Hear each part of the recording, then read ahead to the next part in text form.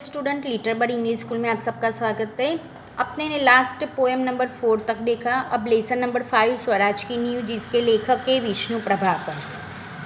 विष्णु प्रभाकर के बारे में थोड़ी सी माहिती प्राप्त करें तो विष्णु प्रभाकर का जन्म मुजफ्फर जिले के मीरपुर गांव में हुआ था। इन्होंने प्रारंभिक शिक्षा अपने गांव में और उच्च शिक्षा हिसार में प्राप्त की थी।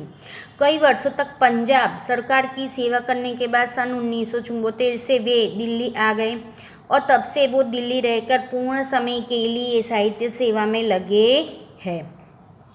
उन्होंने बहुत सारी कहानियाँ, उपन्यास, जीवनी, नाटक, एकांकी, स्मरण और रेखाचित्र आदि विद्याओं में पर्याप्त मात्रा में लिखा है।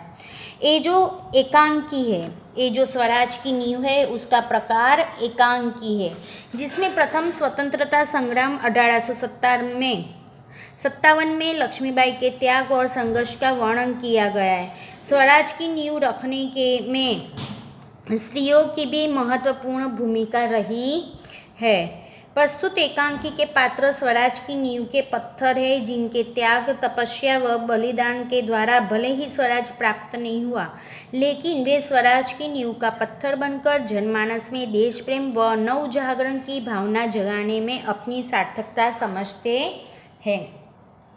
ये जो पाठ है उसमें मेन पात्र है लक्ष्मीबाई, उनके साथ है जूही, मुंदर, रघुनाथराव, तात्या और सेना नायक। रंगमंच यानी एक ड्रामा जैसा है, नाटक युद्ध भूमि का दर्शन दिखाया गया है और लक्ष्मीबाई तंबू का एक भाग दिखाया गया है। झांसी की रानी लक्ष्मीबाई हमारे देश के इतिहास का एकमात्र अमर पात्र है। उनका नाम आते ही हम श्रद्धा से नतमस्तक हो जाते हैं। प्रसन्न एकांकी में लक्ष्मीबाई के साथ उनकी अन्य वीरांगनाओं की चरित्र की झलक भी देखने को मिलती है। लेखक का उद्देश्य स्वराज की नींव को रखने में स्त्रियों की भूमिका को दिखाना है। सचमुच ये इस एकांकी के पात्र स्वराज की नींव के पत्थर है। भारतवासियों में स्वराज्य के प्रति चेतना जगाने में उनके योगदान को हम भूल नहीं सकते। अब देखें तो रानी लक्ष्मीबाई का यह देखकर निराश है कि झांसी, कालपी और ग्वालियर स्वतंत्रता सेनानियों के हाथ से वो निकल गए हैं।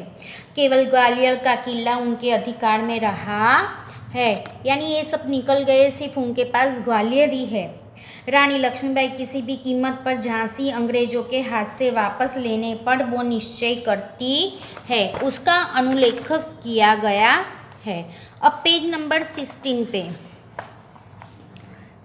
अपने देखे तो रानी लक्ष्मीबाई को अपनी प्यारी झांसी शत्रुओं के हाथ में चले जाने का दुख है। स्वराज की मंजिल पर हर बार पास आकर दूर चली जाती है। रानी स्वराज को पास आते हुए देखती है, पर तभी हिमालय जैसी बाधाएं उनके मार्ग में आ जाती हैं। तब वे इन बाधाओं को पार करती है तो मुसीबतों के महासागर सामने उमड़ जाते हैं। जब वे उन्हें पार करना चाहती है तो देखती है कि नाविक सो रहे। ये नाविक के विलास में डूबे हुए उनके साथी सेनापति तात्या, राव साहेब, बांद्रा के नवाब आदि। रानी निराश क्यों होती? रानी को दुख इस बात का है कि उनकी सेना के बड़े योद्धा जो राव साहेब है, बांद्रा के नवाब रघुनाथराव आदि विलास में डूबे हुए। विलास यानी आलसू है, उनको कुछ काम करना नहीं अच्छा लगता। उनके पास शक्ति है फिर भी वे दुर्बल है, यानी उनके पास ताकत है, बुद्धि है, मगर वो उसका उपयोग नहीं करते। तात्या जैसा सेनापति होते हुए भी सेना में अनुशासन नहीं है, यानी सेनाओं को, जो तात्या है वो सेनाओं को कोई भी ऑर्डर देता है यानी समझाते हैं तो वो सेनाएं उनकी बात नहीं मानते हैं। युद्ध की ठोस तैयारी न करने वे ब्रह्म भोजन में लगे हुए हैं, यानी खाने ही चाहिए उनको। उनके लिए श्रीखंड और लड्डू तैयार किए जा रहे हैं, यानी जो सेना है, सेना के लिए लड्डू और श्रीखंड बनाए गए।